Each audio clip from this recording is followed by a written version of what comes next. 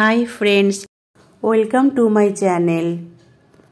আজকে আমি বানিয়ে দেখাবো সাউথ ইন্ডিয়ার একটি বিখ্যাত খাবার লেমন রাইস। এটি খুবই সুস্বাদু খেতে।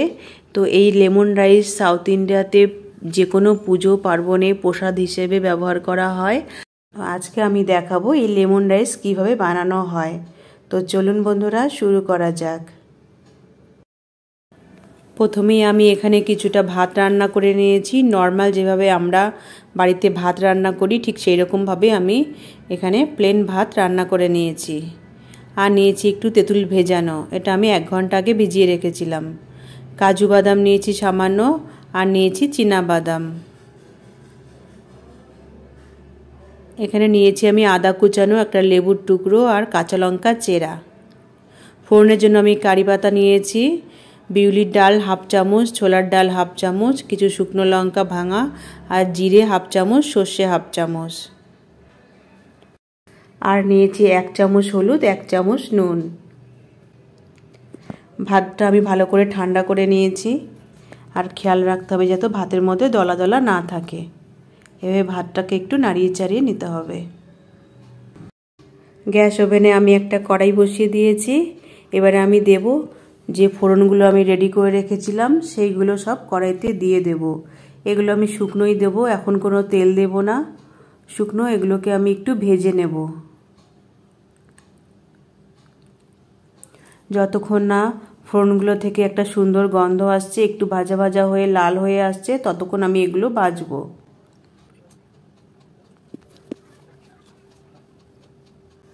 তো আমার ভাজাগুলো দিয়ে একটা সুন্দর গন্ধ বেরিয়েছে, আর এগুলো কিছুটা লাল হয়ে এসছে। এবারে আমি তেল দেব।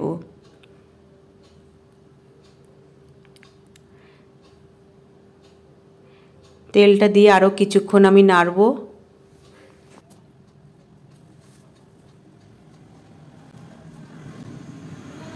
আমার ফোড়নটা ভাজা কমপ্লিট। এবার আমি এটাকে নামিয়ে নিয়ে ভাতের উপরে ঢেলে দেব। আস্তে আস্তে ফোড়নগুলো আমি সব এইভাবে ঢেলে দেবো ভাতের উপরে।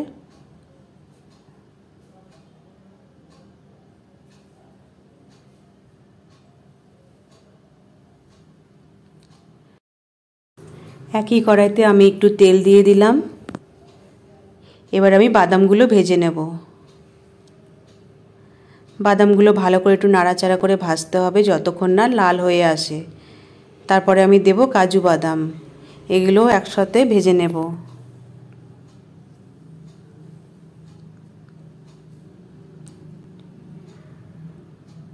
বাদামগুলো আমার ভাজা হয়ে এসেছে, সুন্দর একটা গন্ধ বেরোচ্ছে বাদাম দিয়ে। তো এবার আমি বাদামগুলোকে নামিয়ে নেব। ভাতের উপরে আমি ঢেলে দেব।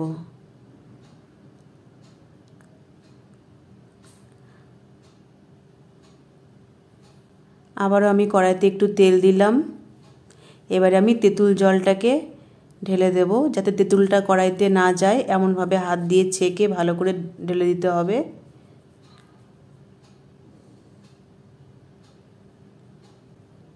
তো তেঁতুলের জলটা আমি এবার কিছুক্ষণ হতে দেব। ভালো করে একটু নাড়িয়ে চাড়িয়ে এটাকে আমি রান্না করে নেব। এর সঙ্গে দিলাম হলুদ আর নুন।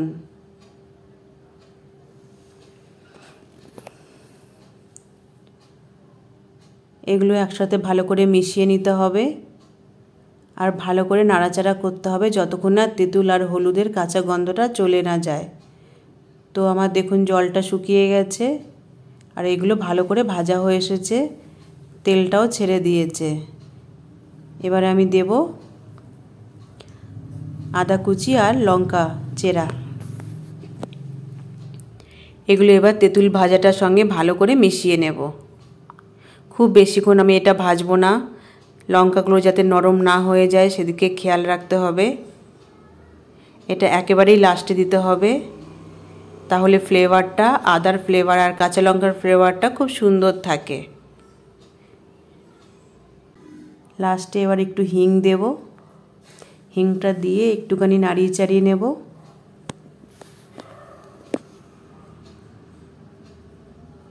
এবার আমি এটা নামিয়ে নেব। এটা আমি ভাতের সাথে মিশিয়ে নেব। এগুলো আমি সব এবার ঢেলে দিলাম। আমি ভালো করে মিশিয়ে নেব ভাতের সাথে। ভাতের কালারটাও খুব সুন্দর হবে। আস্তে আস্তে মেশাতে হবে। খেয়াল রাখতে হবে যাতে ভাতের দলাগুলো ভেঙে যায়, ভালো করে ঝুরঝুরে হয়ে যায়। এইভাবে আস্তে আস্তে মেশাতে হবে।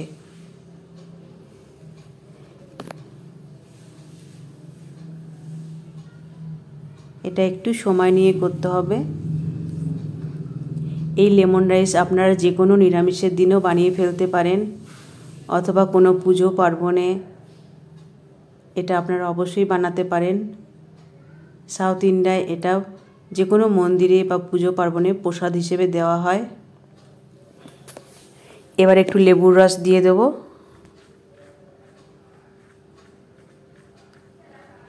এবারও ভালো করে আমি একটু মিশিয়ে নেব।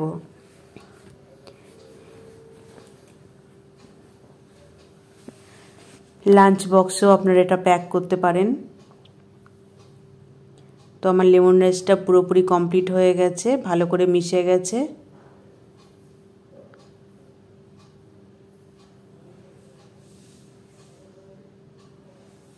এই লেমন রাইস দীর্ঘ সময় ফ্রিজে না রাখলেও খুব ভালো থাকে, নষ্ট হয় না।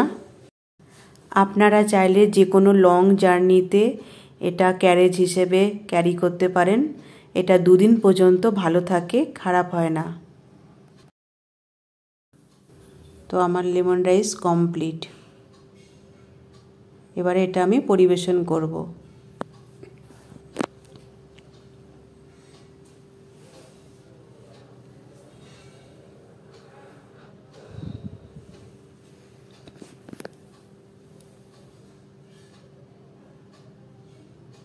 আমি লেমন রাইস এখানে একটু আদার চাটনি দিয়ে পরিবেশন করব। আপনারা চাইলে এটা শুধু খেতে পারেন, অথবা যে কোনো চাটনির সাথে বা আচারের সাথে এটা আপনারা খেতে পারেন। খুবই ভালো লাগে খেতে। তো বন্ধুরা, আমার লেমন রাইস কমপ্লিট। আমার ভিডিওটি যদি ভালো লেগে থাকে তাহলে অবশ্যই লাইক, কমেন্টস আর শেয়ার করবেন। যারা আমার চ্যানেলে নতুন দর্শক তারা অবশ্যই আমার চ্যানেলটিকে সাবস্ক্রাইব করে রাখবেন। তাহলে আমি যত নতুন নতুন ভিডিও আপলোড করব সবার আগে আপনাদের কাছে পৌঁছে যাবে। ভালো থাকবেন, সুস্থ থাকবেন। আবারও আমি আসবো নতুন কোনো রেসিপি নিয়ে, নতুন কোনো ভিডিওতে।